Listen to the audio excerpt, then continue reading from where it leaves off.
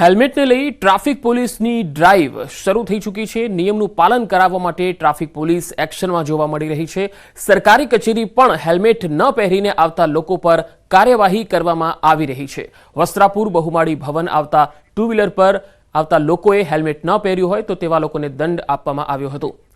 વધુ માહિતી મેળવીશું। સંવાદદાતા અમદાવાદથી વિભુ પટેલ મારી સાથે જોડાયા છે, રાજકોટથી હાર્દિક પણ મારી સાથે છે। વિભુ, સૌથી પહેલા આપને પૂછવા માંગીશ, સરકારી કચેરીઓમાં જે કર્મચારીઓ હેલ્મેટ નથી પહેરતા તેમને આજથી દંડ કરવામાં આવશે। આ ડ્રાઈવની કેટલી અસર દેખાઈ રહી છે કચેરીમાં?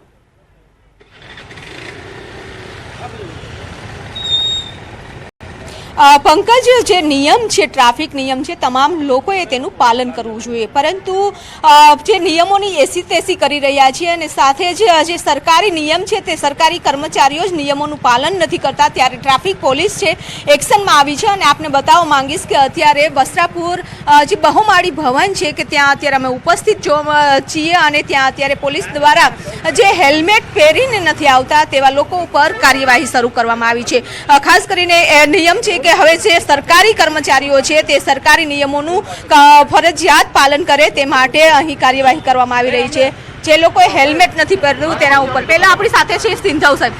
સાહેબ, અત્યારે જે હેલ્મેટ નથી પહેરીને આવતા તેવા લોકો ઉપર શું કાર્યવાહી કરવામાં આવી રહી છે? જે લોકો હેલ્મેટ પહેરીને નથી આવતા તેઓ વિરુદ્ધ અમે ઓનલાઈન યુપીઆઈ ઈ-ચલણ આપીએ છીએ। અમે તમામ સરકારી કર્મચારીઓ, પબ્લિકના માણસો, અને આજે તો સ્પેશિયલ ડ્રાઈવ છે તો અમે સરકારી કર્મચારીઓને પણ હેલ્મેટ, સીટ બેલ્ટના એનસી ઈ-ચલણ આપીએ છીએ અને પબ્લિકના માણસો હોય તો એને પણ આપીએ છીએ।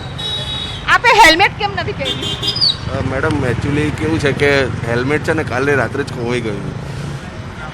કાલે રાત્રે, હા, આની જોડે ફ્રીમાં આવ્યું હતું ને એ હું એકચ્યુઅલી જોબ કરું છું, બરોબર છે, તો મિટિંગમાં લઈને ગયો હતો, અહીંયા આગળ ભરાઈને ગયો હતો, એકચ્યુઅલીમાં ખોવાઈ ગયું છે મેમ। કાલે મારો જોબનો પહેલો દિવસ હતો। જોબનો પહેલો દિવસ હતો, ગાડી લઈને નીકળ્યા, ગાડી સાથે હેલ્મેટ આપ્યું, આપણે તમે કેમ નથી પહેર્યું હેલ્મેટ? મેમ, હું તો કે આપણા સ્ટોર અહીંયા છે તો અમે આ સર્વિસ રોડ ઉપર અમે નહીં પહેર્યા, બાકી રોડ ઉપર અમે લોકો પહેરીએ છીએ।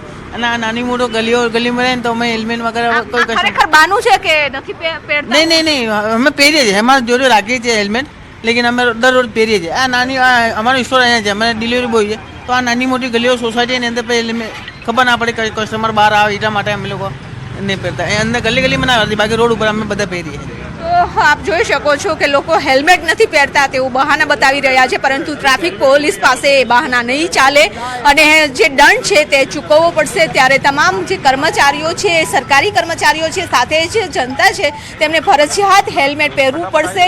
ખાસ કરીને હેલ્મેટ જ નહીં, પરંતુ જે કાર પડી છે બહુમાળી ભવનની પાછળ પાર્કિંગમાં, અત્યારે આપ જોઈ શકો છો કે બ્લેક કલરના કાચ છે તેમને પણ ઈ મેમો મોકલી આપવામાં આવ્યો છે, એટલે કે નંબર ઉપરથી જે મેમો છે તે મોકલવામાં આવી રહ્યો છે, એટલે કે કોઈ પણ વ્યક્તિ છે તે બચશે નહીં। હવે ટ્રાફિકના જે નિયમોનું પાલન છે તે કરાવવા માટે ટ્રાફિક પોલીસ એક્શનમાં આવી છે। જી વિભુ, આપ મારી સાથે જોડાયેલા રહેશો। હાર્દિક, આપની પાસે આવી સરકારી કચેરી હવે શરૂ થઈ ચૂકી હશે અને લોકો પોતાના કામકાજ કરવા માટે કચેરીઓમાં આવી રહ્યા હશે, કેટલી અસર દેખાઈ રહી છે આજની હેલ્મેટ ડ્રાઈવની રાજકોટમાં? ચોક્કસથી પંકજ, હું સીધા જ દ્રશ્યો બતાવવા માંગીશ। રાજકોટ પોલીસ કમિશનર કચેરી બહારના અત્યારે અહીંયા જે છે એ પોલીસની ડ્રાઈવ ચાલી રહી છે। ખાસ કરીને જે રીતના વાત કરવામાં આવે તો જે છે પોલીસ કચેરી ખાતે અત્યારે વાહનો છે તે જોવા નથી મળી રહ્યા। ખાસ કરીને અહીંનો જે છે વાહન જે પાર્કિંગ વિસ્તાર છે, પહેલાં એ આપણે બતાવવાનો પ્રયાસ કરીશ। ખાસ કરીને આ જે પાર્કિંગ વિસ્તાર છે તે એક ખાલી જોવા મળી રહ્યો છે, આ જ ડ્રાઈવની સીધી અસર જોવા મળી રહી છે। બીજી તરફ પોલીસ દ્વારા જે છે અત્યારે અહીંયા ચેકિંગ કરવામાં આવી રહ્યું છે। હાલ આપણે અહીંયા જે અન્ય દ્રશ્યો પણ આપણે બતાવવાનો પ્રયાસ કરીશ કે જે રીતના જે છે અહીંયા અન્ય વાહન ચાલકો નીકળે છે તેમને પણ પોલીસ દ્વારા રોકવામાં આવી રહ્યા છે। જે વાહન ચાલકોને પોલીસ રોક્યા છે આપણે એમની સાથે પણ વાત કરવાનો પ્રયાસ કરીશું। શું કહેશો ભાઈ, અત્યારે તમને રોકવામાં આવ્યા છે, શું આખી પરિસ્થિતિ છે, કેવી રીતના? હેલ્મેટ બધા ભૂલાઈ ગયો, આ ભાઈને મૂકવા ગયા હતા ને એમાં રૂમે પડ્યું છે। રેગ્યુલર ચાલુ જ છે અહીંયા એ બાજુ યાજ્ઞિક રોડ ઉપર પહેરવા પડે, આપણી કાળજી માટે પહેરવું જરૂરી છે।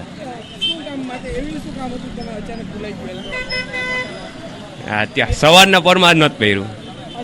જે રીતના ભાઈ છે તે કહે છે કે આમ તો તે રેગ્યુલર હેલ્મેટ પહેરે છે, પરંતુ ક્યાંક આજે જે છે તે હેલ્મેટ ભૂલી ગયા છે। જો કે પોલીસે જે છે તેમનું ભૂલનું પરિણામ પણ આપી દીધું છે। અત્યારે એમનો ઈ મેમો પણ અત્યારે જે છે એ ફાટી રહ્યો છે, તેમને દંડ પણ ફટકારવામાં આવી રહ્યો છે। જી પંકજ। જી હાર્દિક અને વિભુ, આપ બંનેનો આભાર માહિતી આપવા માટે।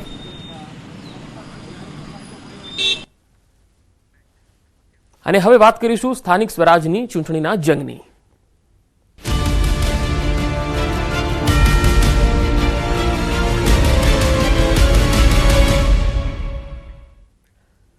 અમદાવાદના સાણંદ ખાતે શક્તિસિંહની જાહેર સભા, જલધારા પાર્ટી પ્લોટમાં આ સભાનું આયોજન છે. નગરપાલિકાના ઉમેદવારોના સમર્થનમાં સભા યોજાઈ. કોંગ્રેસના 24 ઉમેદવારો ચૂંટણી લડી રહ્યા છે.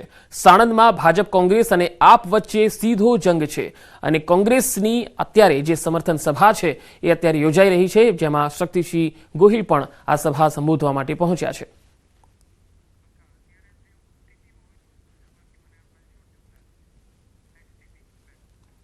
સ્થાનિક સ્વરાજની ચૂંટણી પહેલા આપમાં ભંગાણ જોવા મળ્યું. ચૂંટણીના મતદાન પહેલા કપડવંજ તાલુકાની મોટી ઝેર સીટના આમ આદમી પાર્ટીના ઉમેદવાર ભાજપમાં જોડાઈ ગયા.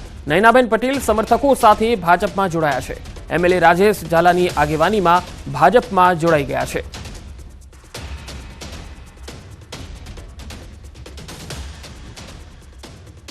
વલસાડ જિલ્લામાં કુલ 3 નગરપાલિકાની ચૂંટણી યોજાવાની છે. ધરમપુર, વલસાડ અને પારડી નગરપાલિકાની ચૂંટણીને લઈ રાજકીય પક્ષો દ્વારા પ્રચાર ઝુંબેશ પૂરજોશમાં ચલાવવામાં આવી રહ્યો છે. જો કે ભાજપ દ્વારા આ ચૂંટણીમાં બાગી બનનાર ભાજપના કાર્યકર્તાઓને નોટિસો ફટકારી તેમની સામે કાયદેસરની કાર્યવાહીની તૈયારીઓ પણ થઈ રહી છે. પાર્ટીની ટિકિટ નહીં મળતા પાર્ટીના માન્ય ઉમેદવારોની સામે જ કેટલાક ભાજપના કાર્યકર્તાઓએ અપક્ષ ઉમેદવારી કરી છે. તેવા જિલ્લાના કુલ 17 કાર્યકર્તાઓ અને અગ્રણીઓને ભાજપે કારણદર્શક નોટિસો ફટકારી છે. આ નોટિસમાં લેખિત ખુલાસો કરવા જણાવ્યું છે, જેમાં કાર્યકર્તાઓ યોગ્ય જવાબ નહીં આપે તો શિસ્તભંગના પગલાં ભરવાની ચીમકી આપવામાં આવી છે.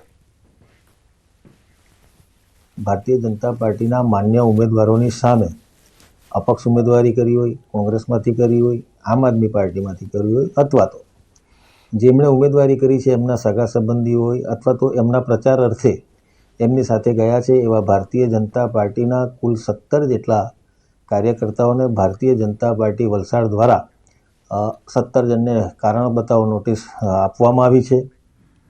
નવસારીમાં કોંગ્રેસના ગઢ વાંસદામાં ભાજપે ગાબડું પાડ્યું. વાંસદાના લીંબારપાડામાં યોજાયેલ સભામાં કોંગ્રેસી આગેવાનોએ ભગવો ધારણ કર્યો.